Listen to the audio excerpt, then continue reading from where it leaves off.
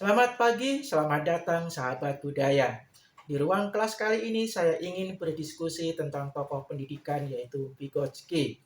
Vygotsky seperti halnya biasa dikenal di dunia karena teori perkembangan kognitif yang dikembangkannya. Ada dua hal yang menarik dari perkembangan teori kognitif yang dikembangkan oleh Vygotsky yaitu scaffolding dan zona perkembangan proksimal. Scaffolding adalah tingkatan-tingkatan kemampuan yang dimiliki oleh anak atau peserta didik. Sedangkan zona perkembangan proksimal adalah jarak antara tingkat perkembangan aktual yang ditentukan oleh pemecahan masalah secara independen dan tingkat perkembangan potensial yang ditentukan lewat pemecahan masalah di bawah bimbingan orang dewasa atau dalam kolaborasinya dengan rekan-rekan yang lebih mampu. Jadi, perkembangan aktual dapat berkembang menjadi perkembangan potensial jika dilakukan dengan cara pemecahan masalah dan dibimbing oleh orang dewasa yang lebih mampu dan juga oleh teman sejawat atau teman sebaya yang lebih mampu juga. Jadi ada pemecahan masalah di sana yang harus dilakukan sehingga perkembangan tadi dapat meningkat. Nah, pertanyaannya, bagaimana hubungan antara zona perkembangan proksimal dengan scaffolding? Jadi, tingkat perkembangan aktual adalah untuk menentukan di mana tingkat scaffolding setiap anak atau setiap peserta didik. Yang kemudian, ketika kemudian dia mendapatkan bimbingan dari orang dewasa atau teman sebaya yang lebih mampu dengan menggunakan pemecahan masalah, kemudian dia akan meningkat lebih tinggi lagi di dalam scaffolding itu. Pertanyaan berikutnya adalah bagaimana hubungan antara misalnya scaffolding dengan taksonomi hasil belajar Bloom, terutama ranah kognitif. Jadi, C1, C2, C3, C4, C5, dan C6 itu dapat juga dikatakan sebagai scaffolding. Ketika guru atau juga pihak lain yang lebih dewasa ingin menentukan tingkat perkembangan aktual melalui tes diagnostik misalnya, kemudian dia bisa menentukan yang paling gampang lah yang setiap sudah beberapa puluh tahun dan setiap semester setiap hari ketemu dengan tadi ranah kognitif yang dikembangkan oleh Bloom. Jadi ketika kemudian tingkat perkembangan aktual si A misalnya ada di C3, kemudian si B ada di C5. Nah, ketika kemudian dia mendapatkan interaksi dengan teman sebaya yang lebih mampu, orang dewasa yang lebih mampu dengan menggunakan teknik pemecahan masalah, kemudian dilakukan tes untuk menentukan perkembangan tingkat potensialnya ada di mana. Bisa saja yang tadinya dari C2 kemudian meningkat ke C5, yang dari C5 kemudian meningkat ke C6, bahkan lebih tinggi lagi, itu dimungkinkan ketika kemudian dia benar-benar mendapatkan bimbingan dari orang yang dewasa lebih mampu dan juga teman sebaya yang lebih mampu dengan menggunakan tadi pemecahan masalah.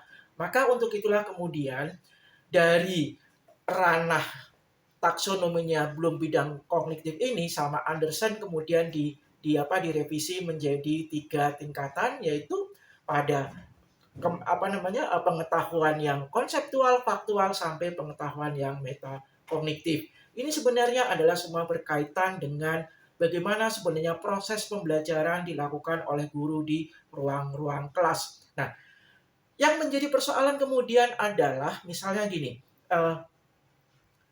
hasil UTS itu kemudian menjadi tingkat perkembangan aktual. Karena nanti ada hasil tingkat perkembangan potensial yang disebut dengan UAS.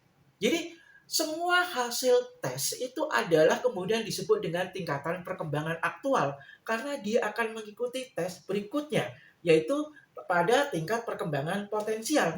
Ini yang menarik dari konsep teorinya Vygotsky.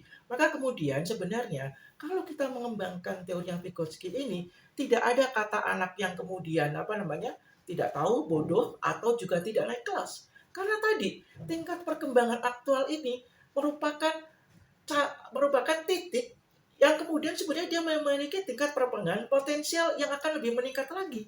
Jadi kemudian tidak adil kemudian ketika kemudian seseorang menentukan kemudian dia tidak naik kelas karena nilainya kurang dari KKM misalnya. Itu kan tingkat perkembangan aktual, bukan tingkat perkembangan potensial.